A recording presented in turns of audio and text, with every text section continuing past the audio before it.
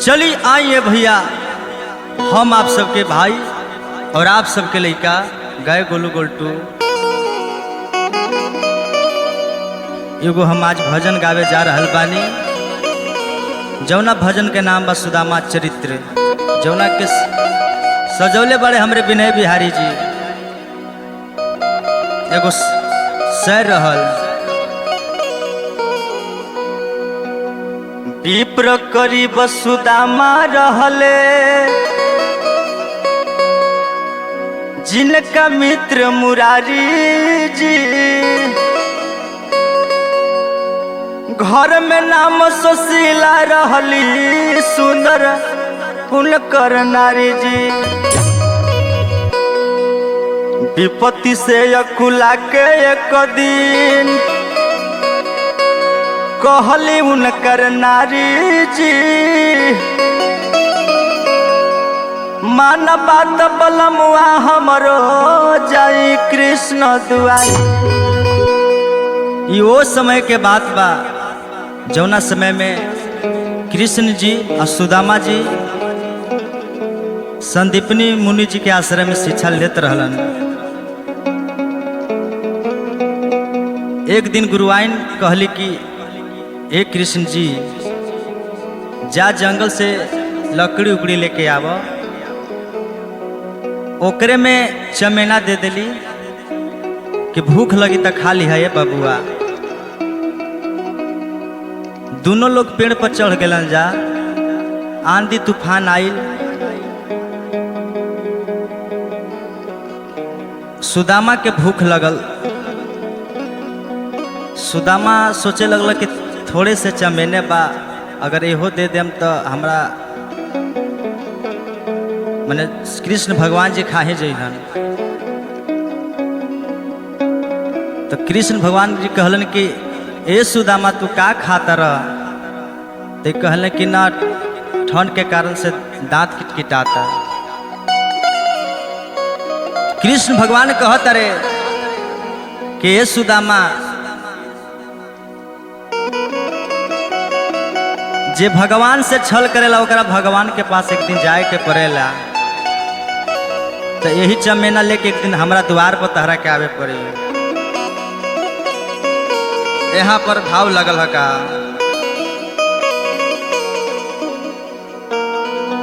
और विपत्ति से झेलत दहिया,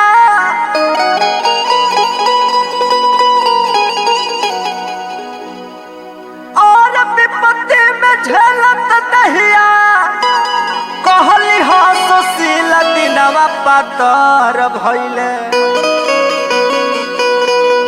अरे दिनवा पातर भइले, अरे मंगल अरे भिखियो रे मोहाल। आवा मास्टर कि दिनवा पातर भइले, मंगल भिखियो रे मोहाल। दिनवा पातर भइले,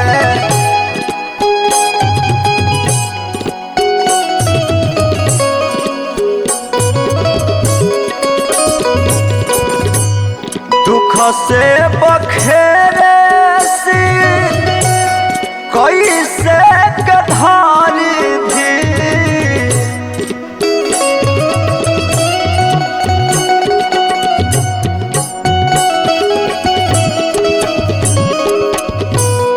दुख से बखेरे सी कैसे कधारी थी।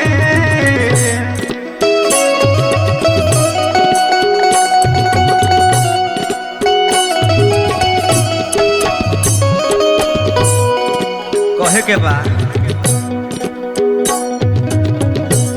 घर में नया रहे, खैला हम हाल। दिनवा पातर भइले,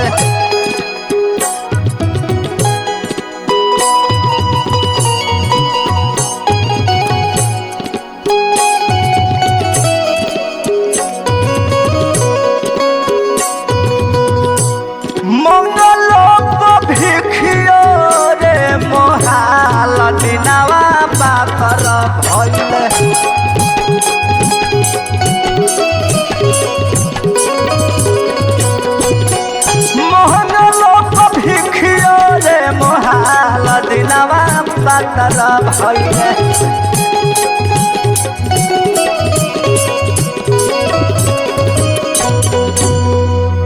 इतने सुदामा जी के पत्नी बोले लगली कि हे स्वामी, सुनले बानी कि कृष्ण भगवान राउर दोस्त बड़े, सबका के बहुत कुछ दिलिए, 10 दिन के जाना खर्चा पानी सब मिल जाई। सुदामा जी कहत रहे कि वो बहुत छलिया बा, कुछ दी उ ना, तो कबो कबो औरतों के बात माने के चाही। तो चल दिले वहाँ पर कभी कल्पना कैले का होटली चदरिया में बांध के गठरिया हो डगरिया चलल ना। बैठू मास्टर जी, ध्यान देवे के बा, चल दिले बारे। होटली चदरिया में बांध के गठरिया हो डगरिया धैले ना। अरे डगरिया धैले ना कहे के बा कि चल ले द्वारिका नगरिया हो डगरिया धैले ना। चल ले द्वारिका नगरिया हो डगरिया धैले ना। ए बाबू कहे के बा और कभी लिखले का गोड़ में न जूता बधोती समूचा बा। गोड़ में न जूता बधोती समूचा बा। ए मास्टर कहे लगले खैला बिना जे लगी सुखला ठठरिया हो डगरिया धैले ना।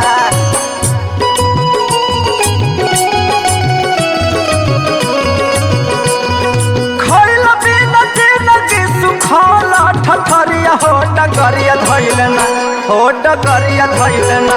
चल ले द्वारिका नगरिया हो डगरिया धैले ना। क्या बात, चल ले द्वारिका नगरिया हो डगरिया धैले ना।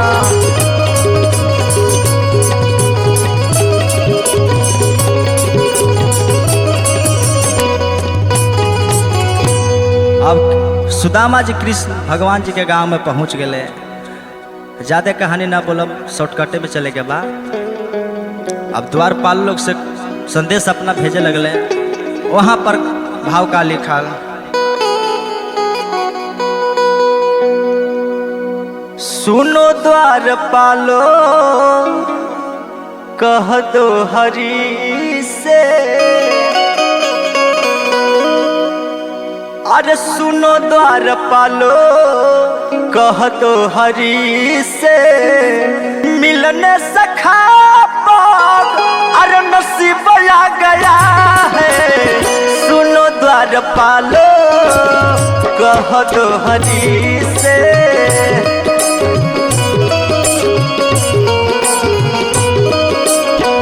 मिलने सखा पाग नसीब आ गया है।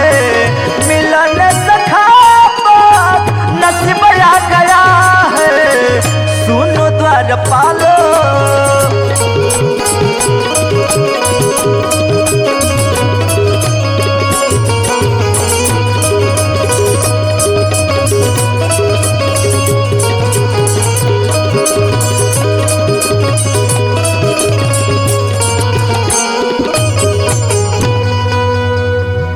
द्वारपालो कृष्ण भगवान से सुदामा जी के बात रखल कि आपका मित्र आए हैं, धोती फाटा जूता आधा पहन के आयल बनी।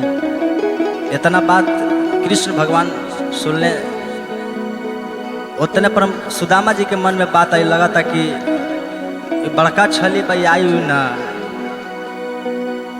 अब सुदामा जी वहां से चल दिले, तब उनका मन में बात का आई।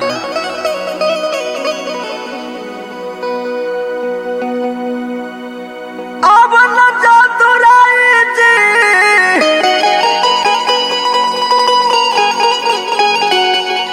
अरे अब न जातुराई जी, सुनले सुदामा के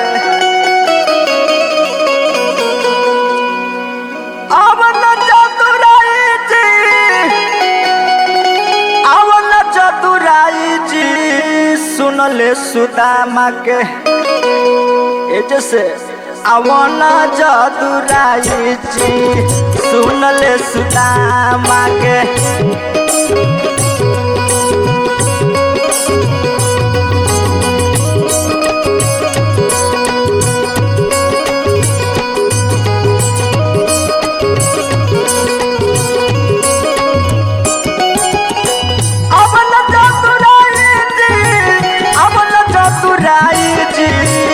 सुनले सुदामा के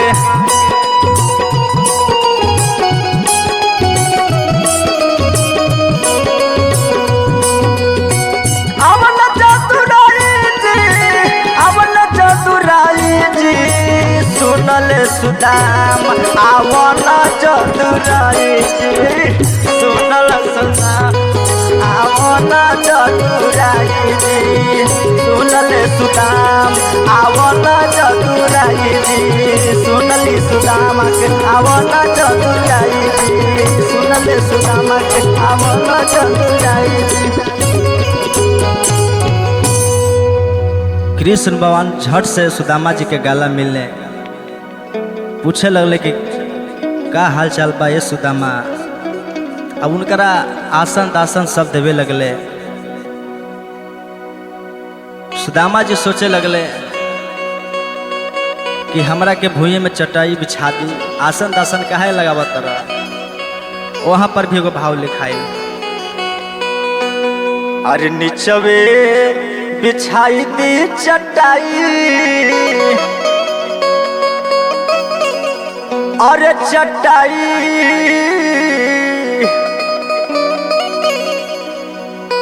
अरे नीचवे बिछाई दी चटाई असनिया धूमिल हो जाई। क्या बात है नीचवे बिछाई दी चटाई असनिया धूमिल हो जाई।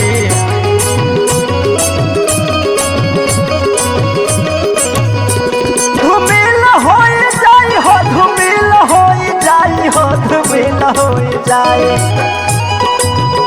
जोड़ा बा भोला जी धूमिल हो जाई हो धूमिल हो जाई हो धूमिल हो जाई। नीचवे बिछाई द चटाई असनिया धूमिल हो जाई।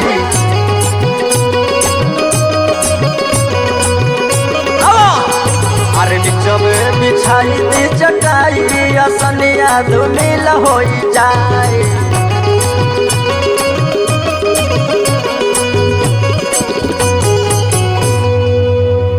अब इतना बात सुदामा जी बोले। कृष्ण भगवान पूछल कि ए यार घर में भौजाई रही हमरा खातिर हमरा के बड़ा मानत रही, कुछ देले हुआ कि ना। वहाँ पर भी भाव लिखा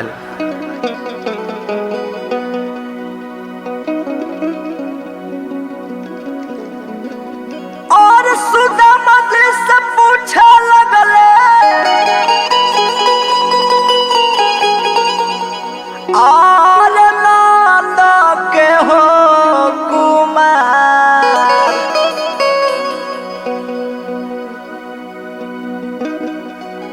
सुदामा जी से पूछे लगले और नंद के हो कुमार हमारा लकाऊ भेजली। अरे भौजी हो हमारा लकाऊ भेजली।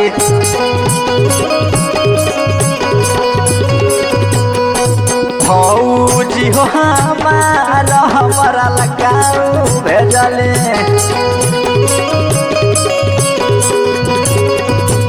अरे भौजी हो हमारा लकाऊ भेजली।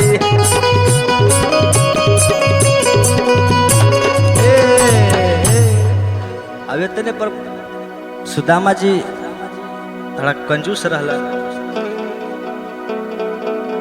सुदामा जी के आसन दासन देवल गल, बिछा के सुतावल गल। वही सुतला में अब सुदामा जी कहत रे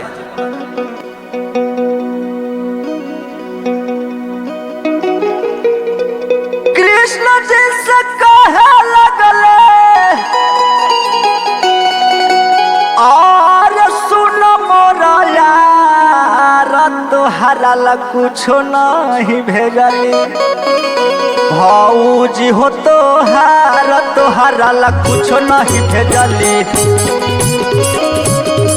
तोहरा ला कुछो नहीं भेजली भौजी हो तोहरा ला कुछो नहीं तोहरा ला कुछो नहीं भेजली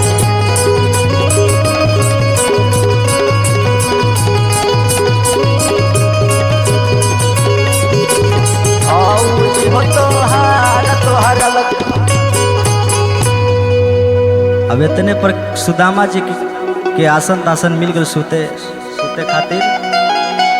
खातिर मिल गए। वही सुतला में उनकर गेठरी में चमेना रहे। सुतले में कृष्ण भगवान थोड़ा छलिया रहलन, खा लेलन।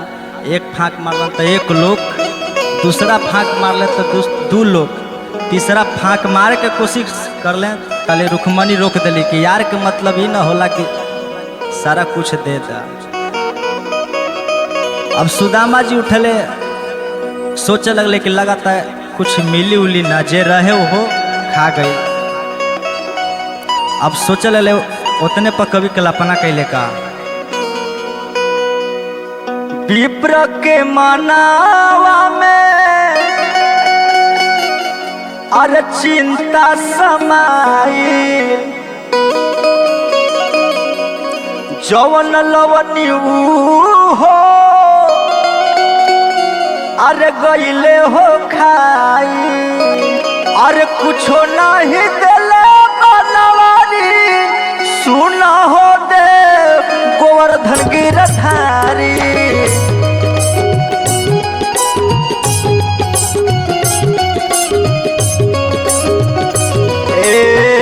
विप्र के मानवा में चिंता समाइल जवन लवनी हो गईले हो खाए कुछो नहीं देले बनवारी सुना हो देव गोवर्धन गिरधारी कुछो नहीं देले बनवारी सुना हो देव गोवर्धन गिरधारी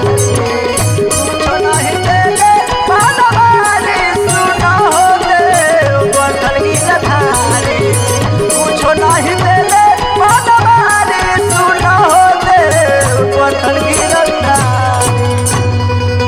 अब आशा देख के सुदामा जी चल दिले। अब झोपड़ी के घर रहे, अब महल बन गई।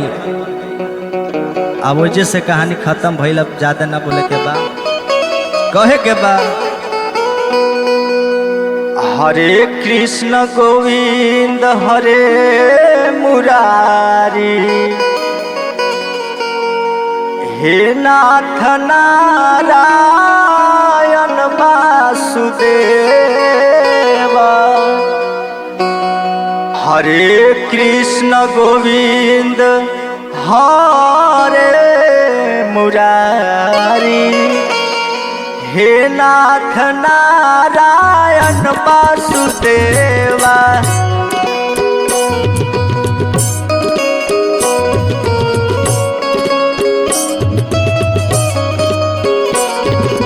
हरे कृष्ण गोविंद हरे मुरारी हे नाथ नारायण वासुदेवा हरे कृष्ण गोविंद हरे मुरारी हे नाथ नारायण वासुदेवा हरे कृष्ण गोविंद हरे मुरारी हे नाथ नारायण वासुदेवा हरे कृष्ण गोविंद हरे मुरारी हे नाथ नारायण वासुदेवा हरे कृष्ण गोविंद हरे मुरारी हे नाथ नारायण वासुदेवा हरे कृष्ण गोविंद हरे मुरारी हे नाथ नारायण वासुदेवा।